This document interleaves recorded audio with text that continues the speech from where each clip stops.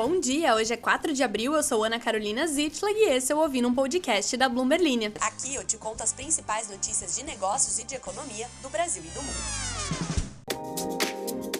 Bom dia! Eu tinha uma professora de química que entrava na sala falando bom dia e eu tenho vontade de morrer toda vez que eu escuto esse tipo de entonação, inclusive a minha. Ontem eu falei do First Republic Bank, o banco que recebeu um pacotão de ajuda financeira de Wall Street e que levou o Republic First, outro banco que não tem nada a ver com a história, à maior queda das ações em anos porque as pessoas confundiram os nomes.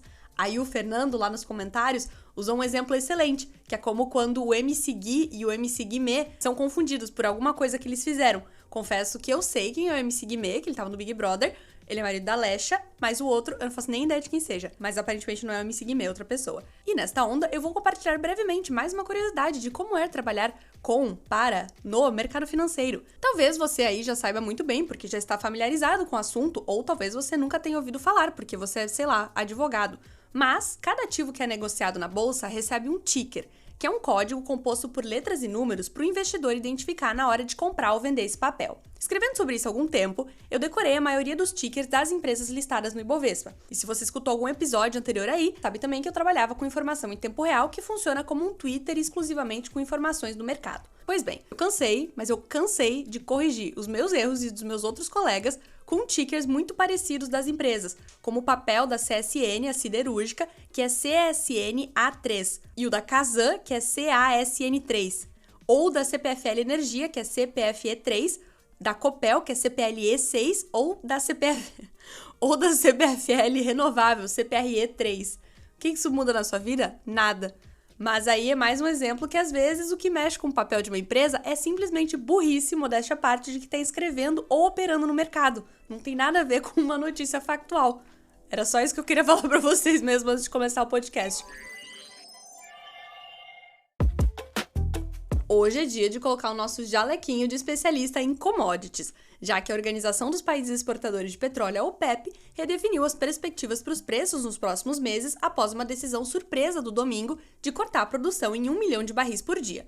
O que isso quer dizer? Que teremos menos petróleo no mercado. Com menos petróleo no mercado, vem o conceito de economia mais básico e que, ao final, tudo se resume a ele. Cai a oferta, aumenta o preço. A decisão da OPEP, que foi liderada pela Arábia Saudita, o maior produtor do mundo, foi criticada pelos Estados Unidos, cujo governo, de Joe Biden, taxou de irresponsável por colocar mais pressão em um importante mercado que já está apertado.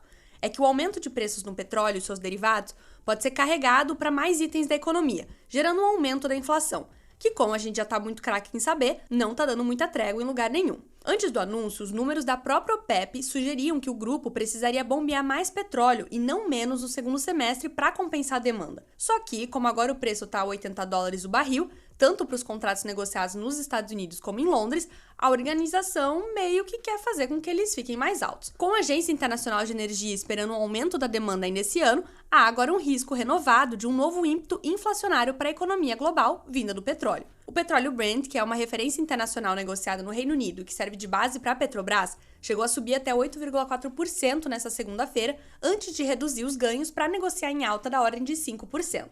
E essa não é a primeira vez que a OPEP e os seus aliados pegam o mercado de petróleo desprevenido. A estrategista-chefe de commodities do RBC Capital Markets, Helima Croft, até apelidou o ministro da Energia saudita, Abdulaziz bin Salman, de príncipe das reviravoltas. Só que, para ser justo, a última vez que a OPEP atraiu críticas por um corte inesperado na produção, a sua abordagem acabou sendo justificada depois. É que a redução da oferta de 2 milhões de barris por dia acordada em outubro antecipou um período de baixa demanda global. Os estoques de petróleo aumentaram constantemente nos meses seguintes, sugerindo que poderia ter havido maiores quedas de preços sem essas restrições. E aí, dessa vez, o movimento do grupo de produtores foi estimulado em parte pela deterioração, não sei falar essa palavra, pela piora da economia global e pela crise bancária, duas coisas intimamente ligadas à alta inflação e ao aumento das taxas de juros. Basicamente, eles estão apostando que a demanda por óleo vai cair no mundo inteiro. E o que isso tem a ver conosco? Para a Petrobras, a nossa maior empresa estatal, é bom, já que com os preços mais altos, a empresa tende a lucrar mais. Só que no longo prazo, segundo analistas do mercado, caso esse carrego dos preços do petróleo chegue a outros itens, pressionando a inflação, acaba minando o poder de compra da população. E aí é ruim para todo mundo. Nessa segunda-feira, os papéis da Petrobras fecharam em alta de 5%, enquanto o Ibovespa caiu perto de 0,3%. Ou seja, bons para uns, ruim para outros. Agora, no nosso bloco especial e quase fixo sobre Americanas, já que todos os dias temos notícias relevantes sobre esse pessoal que é levado a uma confusão, nós temos hoje os principais acionistas da empresa, Jorge Paulo Lemann, Marcel Telles e Carlos Alberto Sicupira, elevando a proposta de capitalização de 10 bilhões de reais para 12 bilhões de reais, aproximando-se assim do valor mínimo que os principais credores dos bancos exigem para que seja possível discutir um acordo. O aumento da proposta foi informado ao mercado nesta manhã de segunda-feira por meio de um fato relevante. Segundo o documento, ela contém 1. Aumento de capital de curto prazo em dinheiro no valor de 10 bilhões de reais e 2. Potenciais aumentos de capital adicionais em datas futuras sendo acordadas de até 1 bilhão de reais cada. Segundo o comunicado, os 2 aumentos de capital poderão ser acionados caso a companhia esteja no futuro acima de determinados limites máximos de alavancagem ou abaixo de um nível mínimo de liquidez, ambos a serem detalhados oportunamente. No fato relevante, a varejista disse que ainda não há qualquer entendimento preliminar, mas que segue em negociação com os principais credores. A empresa está em recuperação judicial desde 19 de janeiro, com dívidas declaradas de mais de 42 bilhões de reais para cerca de 9 mil credores.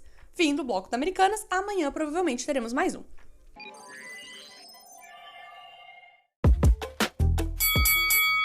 Uma mega fusão envolvendo 2 dos grupos de combates esportivos mais populares do mundo tá prendendo a atenção de seus milhões de fãs.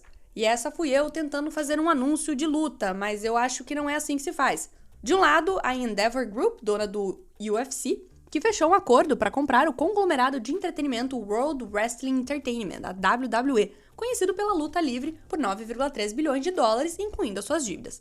A Endeavor está planejando combinar a WWE com o Ultimate Fighting Championship, ou o UFC, para criar uma nova empresa avaliada em mais de 21 bilhões de dólares. Os acionistas existentes da WWE vão transferir todo o patrimônio para uma nova entidade que deve ser listada na Bolsa de Valores de Nova York. A Endeavor vai ter 51% do controle acionário e os acionistas existentes da WWE, 49%. Me perdoem os fãs, eu juro que estou falando isso com muito carinho, mas eu acho luta livre um negócio muito engraçado. Inclusive, olha só o que um fã falou a Bloomberg News ao comentar sobre este novo acordo aí. Luta livre é como uma novela ou como um teatro. Uma novela ou um teatro misturado com uma luta que custa 9 bilhões de dólares e que vale esse preço. Confesso que depois do comentário deste fã de luta livre, eu fiquei com vontade de assistir luta livre.